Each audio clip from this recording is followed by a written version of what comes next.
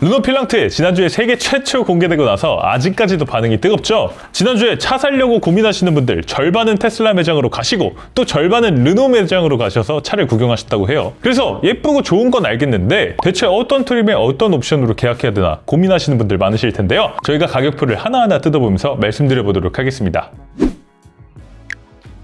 르노 필랑트 시작은 테크노 트림이고요. 가격은 친환경차 세제 특후 개소세 3.5% 기준으로 4,331만 9천원부터입니다.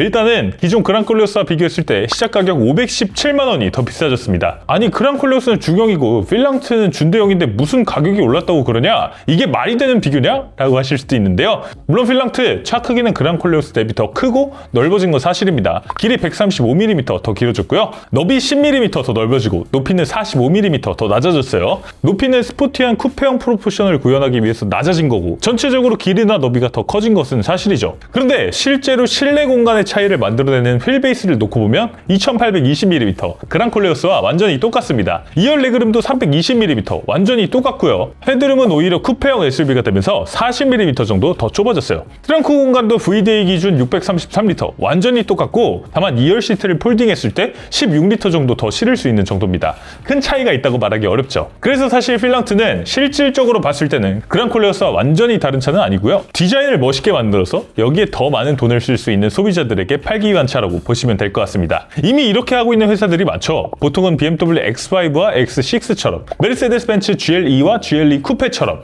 이 프리미엄 브랜드들에서 이런 것들을 합니다. 왜냐면 솔직하게 프리미엄 소비자들은 그냥 단순히 이동수단을 구매하는 게 아니라 브랜드 이미지와 사회적 지위를 구매하는 것이기 때문이죠. X5보다 X6가 실용성이 떨어져도 나는 실용성을 희생하고 멋을 선택할 만큼 여유가 있다라는 것을 보여주기 위해서 더 비싼 돈을 지불하는 겁니다. 이걸 경제학에서 배블런 효과라고 얘기하기도 하죠. 반면 대중 브랜드에서 이런 건 어렵습니다. 소비자들이 철저하게 이성적인 소비를 하기 때문이죠. 이 가격에 얼마나 큰 공간과 기능을 제공하느냐 이게 핵심입니다. 그런데 실질적인 크기는 똑같으면서 혹은 헤드룸 공간 같은 경우는 오히려 줄어들면서 가격은 비싸진다? 이건 대중 브랜드 소비자들에게는 비합리적인 거래로 인식됩니다. 대표적인 사례가 KGM입니다. 프레스와 액티언 사실은 같은 차인데 디자인을 바꾸고 모델명을 나눠서 다른 차처럼 판매하려고 했으나 결론은 실패였죠. 액티언이 새로운 소비층을 공략하지 못하고 기존 토레스 수요를 갉아먹는 카니발라이제이션 현상만 일으키고 말았습니다. 그러면 르노는 어떻게 될까? 필랑트가 완전히 새로운 소비자들을 유입시킬 수 있을지 아니면 그랑콜레오스의 판매량만 갉아먹고 끝날지 이제 가격표를 한번 뜯어보면서 본격적으로 말씀드려보도록 하겠습니다.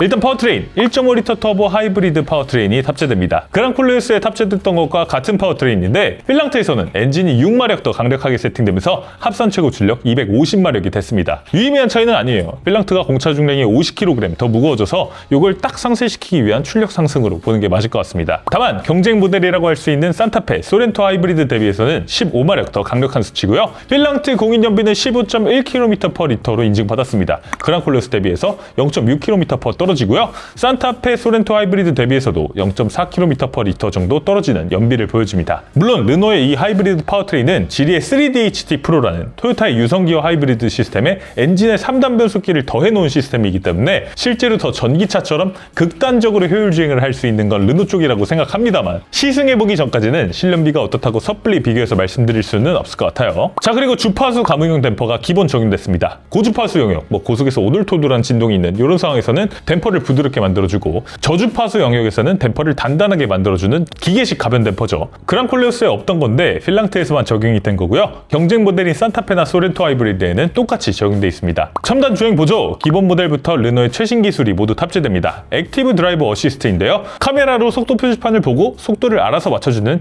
지능형 최고 속도 제한 보조라든지 방향제 시등을 넣으면 몇 초 뒤에 차선을 자동으로 바꿔주는 자동차로 변경 보조도 다 들어가 있습니다. 이 정도면 현대기아의 가장 최신 고속도로 주행보조 2랑 크게 차이 없는 것 같은데 르노는 아쉽지만 정전식 핸들이 빠져 있습니다. 그러니까 내가 핸들을 잡고 있다는 걸 차한테 알려주려면 핸들을 살짝 흔들어줘야 되는 토크식 핸들이에요. 물론 토크 센서가 예민해서 크게 흔들어줄 필요가 없기는 한데 그래도 아쉽긴 합니다. 필랑트 안전사양 기본 사양부터 대부분 꼼꼼하게 갖추고 있는데요. 하나 아쉬운 점이 있다면 에어백입니다. 에어백 총 7개를 갖추고 있어요. 1열 운전석 주유석 정면 에어백 하나씩, 사이드 에어백도 하나씩, 운전석 주유석 사이에 파 사이드 에어백 하나, 그리고 양쪽 측면 커튼 에어백 하나씩 해서 7개인데 산타페 소렌토는 무릎 에어백과 2열 사이드 에어백이 각각 추가돼서 10개를 갖추고 있습니다. 가죽을 태우는 차로서 가장 중요한 안전에서의 차이가 있다는 건 요건 좀 확실히 아쉬운 점으로 느껴집니다. 다음은 외관 디자인입니다. 외관 디자인은 필랑트의 가장 큰 경쟁력이죠. 기본적인 디자인도 멋지지만 특히 저희가 신차 행사에서 차를 봤을 때 깜짝 놀랐던 것이 전면을 가득 채운 그릴 램프, 그리고 르노 로장주 로고 램프. 야, 이게 진짜 핵심 포인트였는데 아쉽지만 기본 테크노 트림에는 이 램프가 사라집니다. 없는 차는 이렇게 생겼어요.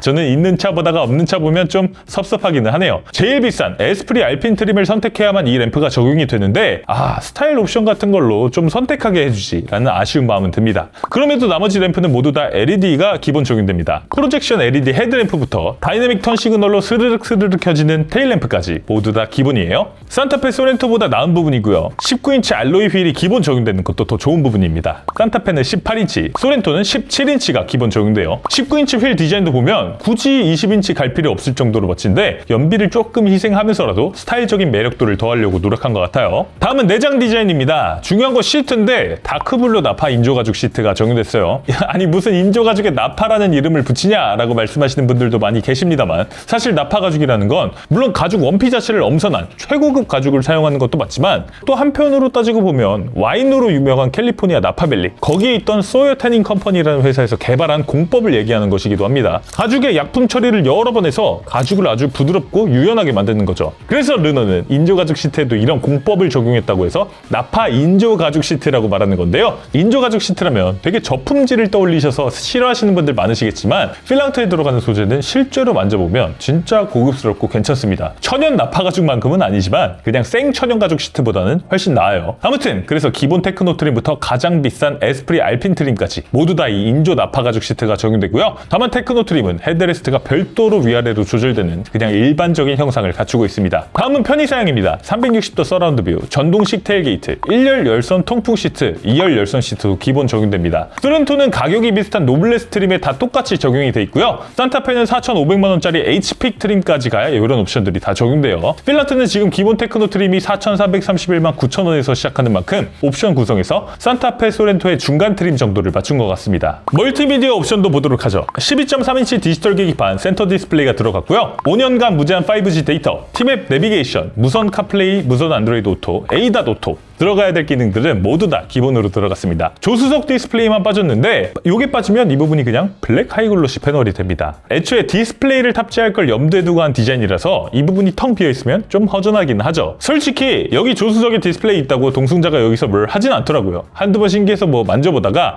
그냥 편하게 앉아서 자기 핸드폰 보니까 솔직히 그렇게까지 꼭 필요한 기능은 아니기는 한데 디자인적으로 옵션이 빠진 느낌이 드니까 필요하신 분들도 계실 것 같아요. 다행히 옵션으로 추가 가능하고요. 옵션 가격은 163만원.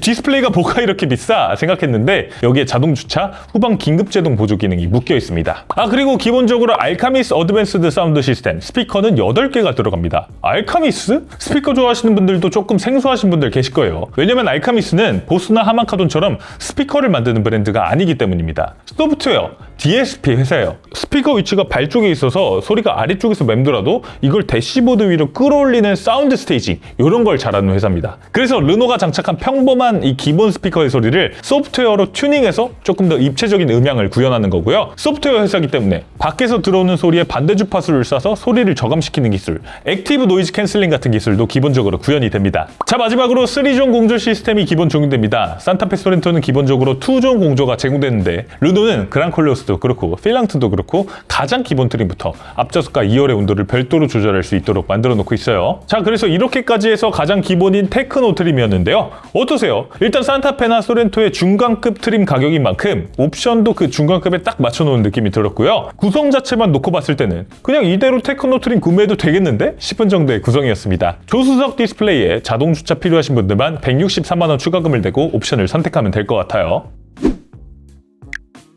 자, 그러면 다음 중간 트림인 아이코닉 트림을 살펴보도록 하겠습니다. 시작 가격은 4,696만 9천원. 테크노 트림과 가격 차이는 365만원. 상당히 비싸지는데 어떤 게 더해지는지 보도록 하겠습니다. 일단 테크노에서 163만원짜리 옵션 패키지였던 조수석 디스플레이, 자동 주차가 들어오고요. 여기에 파노라믹 글래스 루프가 적용됩니다.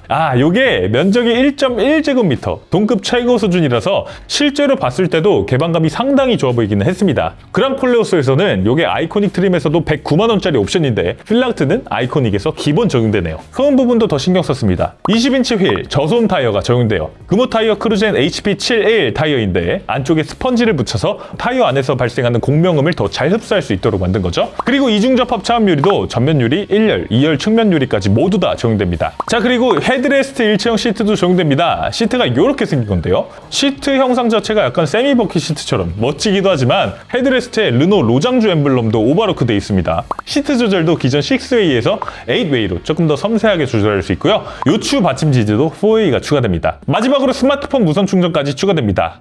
솔직히 테크노 트림보다 365만 원 더 비쌀만 하기는 하네요. 여기에 추가 옵션으로 헤드업 디스플레이, 하이패스 룸미러 패키지 163만 원으로 추가할 수 있고요.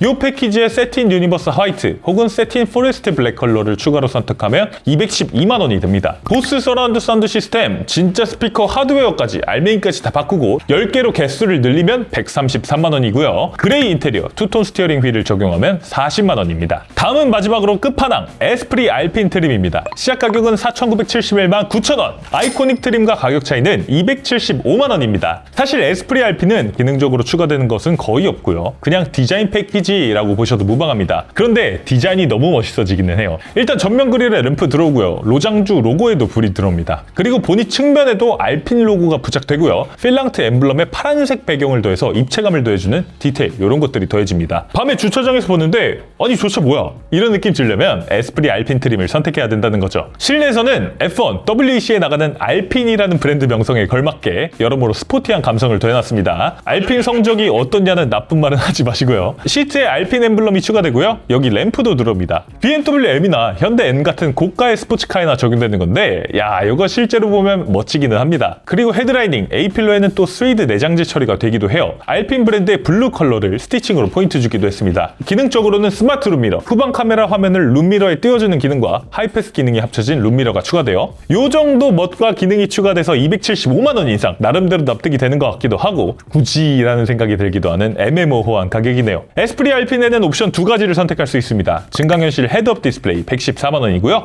보스 사운드 시스템 133만 원입니다. 그래서 모든 옵션을 다 더하면 풀옵션 가격은 5,218만 9천 원입니다. 이렇게 되면 1,955대 한정판으로 판매하는 에스프리 알핀 1955 트림과 가격이 같아지게 되는데 기왕 풀옵션을 구매하실 거면 195 한정판 트림을 구매하시는 게 더 좋습니다. 전용 네임플레이트, 코트 행거, 태블릿 홀더, 프론트 그릴 데코 이런 액세서리를 공짜로 끼워주기 때문이에요. 아무튼 소렌토 하이브리드 전륜구동 5인승 모델 X라인 트림의 모든 옵션을 더하면 5,140만 원인데 필랑트가 풀옵션 기준으로 78만 원 더 비싸고요. 산타페 하이브리드 전륜구동 5인승 모델 블랙 잉크 트림의 모든 옵션을 더하면 5,099만 원인데 필랑트가 209만 원 더 비쌉니다.